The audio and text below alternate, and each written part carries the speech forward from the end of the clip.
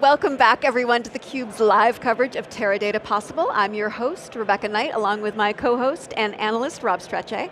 We are joined by Billy Spears, and he is the Chief Information Security Officer here at Teradata. Thank you so much for coming on the show, a future CUBE alum.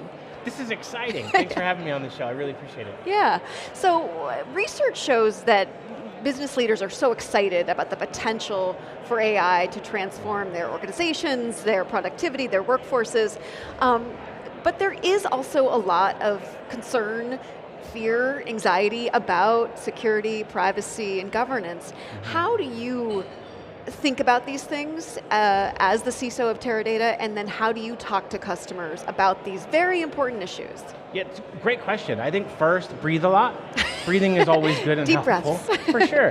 When you wake up in the morning, you have to think about things like what you're talking about. It starts with fear, uncertainty, and doubt. So what that means is people know a lot of facts and figures, and when they compile them themselves without understanding exploitability or some of the other risks, sometimes they can spiral out of control.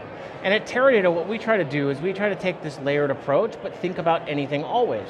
Meaning, we can go back into things like Gen AI and say, here's some way that we're going to help you get better, faster, smarter, accumulate the results of your data much quicker. And we think about the adversarial consequences so you don't have to. You know, our goal with security at Teradata is to do two things. The first is we want to continue to build trust with our customers.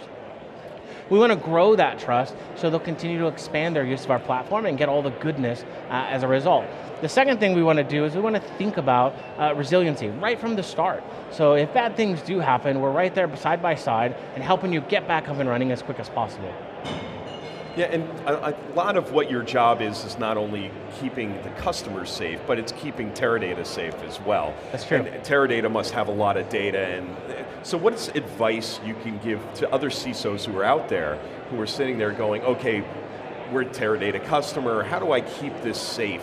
And where do they start? And one of the things we've heard over the last, obviously with the MGM and Caesars fund that they had from a social engineering perspective, but also is authentication and things of that nature. Where do you look that CISOs might want to think about starting? Oh my gosh, you guys are awesome. This is like a Houdini trick, right? So if you go back to magic, it's really about the exploitation of the artifact itself. So I could bring in an unlimited budget, which would be awesome, but I don't have that, and we could build the most robust security system on the planet. But if the people walk the adversary through the security system to the crown jewels and back out of the house, then we haven't really done our job. So if I think about the people first, right? We have to educate them. For example, I'm going to tell you a quick funny story. This is a real life thing that's occurring in our industry right now. We have all these things called something.ishing. Right? So it might be phishing, but not the kind with a pull. It's the kind where people are trying to target your companies and exploit data or get your people to take action. We have this new thing since work from home, this smishing, where they want to send you this text message and say, buy me gift cards, because somehow that's going to be how you pay your bills. And then this new one, there's plenty of others, but this new one that got my attention and made me giggle a few weeks ago is this thing called QR code phishing or quishing. When I first heard that, I thought it was this funny play off like a quiche or something, and I was like, what is this term? The more we got into it, it's interesting how quick people are to take a selfie or take a picture, and it drives them to somewhere else, past the paywalls or whatever, and it starts to solicit things like your Uber or your MFA. Hey, this is resetting, take the code and connect your device. But really what you're doing is you're connecting to the adversary, or you're putting a credit card in or something to pay someone that's not designed to be paid from your system. So for us, the education, the community, bringing it together and making it fun. This is not like it was at some point in the past where we had this big stick and we're scaring people. That doesn't help when people work from home and they can work from anywhere. We have to educate them not only in the company, but extend the network into their homes so they can be better and safer as a result. And so much of what Rob and I have learned from conferences that we've been to in the past is how you can sit back and say, oh, I'd never fall for that, the quishing, please, I know better. But in fact, it really is. People are so vulnerable, and so the education piece, the component of what you were talking about, is so critical. It's so true. When I think about that, you have to go back to all the things you hear a lot. You hear state-sponsored, you hear local, you think adversary, and you don't realize the puzzle that people are putting together by the time it gets to you. These people are smart, they're capable, they're intelligent, and they change. And the industry doesn't keep up with the innovation of your adversaries. So it's really important for security leaders, CISOs, folks that are on the front lines to make sure they educate, they improve, but also put some controls in place, because sometimes it's really important to help people when they don't know they need to be helped. And that's what we try to do here at Teradata. We bring it together, so while we're extending the footprint of our controls, whether it be corporate or the product we sell, we're doing it in a way that it drives efficiency, meaning just the way that you open up your iPhone and you look at the camera and that boof, you're working. There's so many layers of control in between you looking at the camera and the product you're actually attached to. We want to do the same thing behind the scenes to give people a better experience on the front end, but protect everyone through all the different layers in between. Yeah, it would seem that that's a key, given that data is, as they were saying earlier today in one of the keynotes, is gold, right? I mean, that is what people are fishing for and trying to get at, and try to steal or obfuscate or encrypt or what have you. And I mean, to that point, I mean, it's not about 0 days or something like that. It's probably going to be more a phishing attack or something of that nature that's going to get you. To your point, I've gotten those text messages about gift cards quite often saying, "Hey, it's the CEO of company X, and I'm on somebody else's phone, but can you go and get me $5,000 worth of Starbucks gift cards?" I'm like, "What, are you under-caffeinated today or something like that?"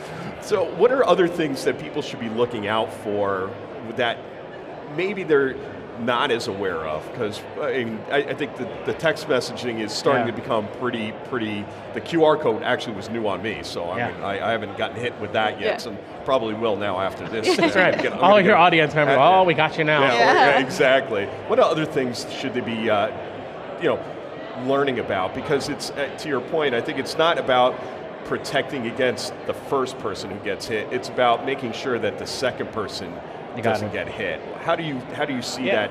Well, I think a couple of things. So here's a cool one for your audience at home. Everyone has Wi-Fi, everyone sets their Wi-Fi password, and everyone's proud of it. But there's an administrative credential behind your router.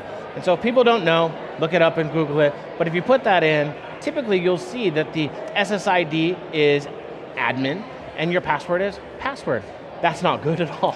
Yeah. So change it.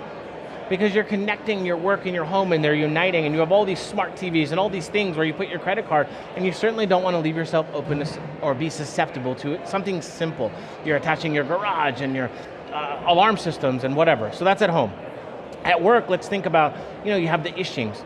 7 or 8 different variations of it. They're all fairly clever, and what I'll tell people always is it depends on what's happening in your life of whether or not you're more or less susceptible. If I tell you I'm going to break into your house, you're typically going to arm whatever it is you think I'm going to use to get into your house, or the pathway I'm going to use. But if I look at your house and I sit across the street and I just do research, film you, understand your movements, figure out your patterns, when do you do whatever you do, and what are the most common services you use, I'm going to be able to put together an attack that's likely going to be able to fool you, and it's not your fault. I think that's important. Users have to start understanding that it is not their fault. These people are awesome at what they do. So companies have to have that next couple layers to protect themselves. For example, all developers in the world know that when they have a cool solution and they start, they always embed the credentials into the innovation part of the product. If you don't know that, now you do. What's really important is to come back and get rid of those things. But that's a common misnomer. People forget. So the attackers in this particular case, they know very well how to exploit those things. So on security teams, it's important to have good logging. You have to be able to see things. As a CISO, what keeps me up at night is not being able to see. The unknown attacker is super scary. The things that I understand, it's easy. We have things like this MITRE attack framework and whatnot. As long as I can keep you to the left, I win. The further to the right you get, you win. Which really means the company loses, the customers lose. We can't afford to have that in 2023 going into 2024. One of the things you started talking about when we first began this conversation was the importance of trust and resilience. And obviously you get both those things with having great products that work the way they're supposed to do, that are easy to use, that people understand, that are accessible. But those are also behaviors. So how in your organization, in the security office at Teradata, do you try to model that and then make sure that that is something that is reinforced in your workforce? Yeah, it's a great question. Inside of Teradata, we work on the model of not just trust and credibility. Like for example, all listeners and you at stage, you've had security people walk in the room and it's like the air goes out of their lungs. That hurts my feelings, everybody. Like when you come in the room, you shouldn't be like, oh, security's here. No way, we're going to make your day better, turn your phone upside down, and we're going to get to an answer. And if security's done right, it drives efficiency. Because again, you have all those layers, and if things are working, you don't know security's there. It's when there's friction in one of those layers, or something's broken, or there's a misconfiguration. That's the problem, and that's what goes to trust. Security has to come in, partner with you, and get you to a yes. I like to say yes if, because there's always an intangible of saying, I can get you to where you want to be if you do these 2 or 3 things. But it doesn't stop there. We're not leaving the room. We have to stay side by side with our counterparts to help them engineer and architect these great solutions, because while developers and IT folks, they're awesome at what they do, they don't have the experience that we do. We have to complement their experiences to get a better product for our companies. And we do that a lot. So lots of trust falls, but also lots of support. So we're constantly earning credibility and doing what we say, so we can be more relied upon internal to the company. It's a new improv game, yes if. That's right, yes if, always, it's great. Here first, yeah. So what are some of the things that you're hearing that is exciting to you, but then maybe some things that are unnerving to you that you're hearing at this conference, conversations you're having with customers? Or I think it's always exciting to get the customer's reaction to our new innovation. Behind the scenes, we're in this, I'm painting a picture for your audience, we're in this lab and we have all these things and we're throwing things against the wall and saying, ooh, this is cool, and we have all these new products. Like for example, I really get excited about our Regulus product, which is the serverless product we have. It changes the game for Teradata. 40 years the way we've been doing it. We've been putting everything in a cage, and we've just literally ripped the bolts off the cage. So if you haven't seen it, you gotta come check it out, because it's a 2.0 version of where we've been. And then getting our customers from on-prem through what we call Vantage Cloud Enterprise, and eventually into Vantage Cloud Lake, so you can really have all the versatility of your data driving results before you even know you need them. That gets me up and gets me really excited. Yeah. So I think it's one of these things where you were just talking about and kind of said, the attack surface though has definitely grown. Oh my gosh, yeah. Yeah, so how do you take that into consideration with everything that's going on? Yeah, lots of Excedrin for sure. I mean, again, as you do new things, your footprint expands, the attack surface starts to grow, but again, I think it's about discovery. So if you go back to fundamentals, just like maybe a great football team, and you watch your film and you make some tweaks and adjustments and come back, that's how we do it. So as our attack surface continues to change, we follow the risk. Wherever there's more risk, we purposely appoint resources to minimize that risk, and we go back and find the new thing. However, we always try to fix the root, not the symptom. So for me, I'm saying, here's all these symptoms, I think those are distractors. What's the root? Let's solve that root and watch how the behavior of the symptoms also follow suit. What are some things that you are looking forward to in the year ahead that we're going to be talking about at next year's Possible? I'll get nerdy from security. From security, I'm looking forward to the introduction of Gen AI into security operations. I'm looking forward to showing the power of Teradata and how we merge the two and deliver compounding results out to our customer. That's going to be really, really cool. I know it was sort of a teaser for all of you. Stay tuned, check back with us, and I hope you come back to Possible next year and get to see all about it.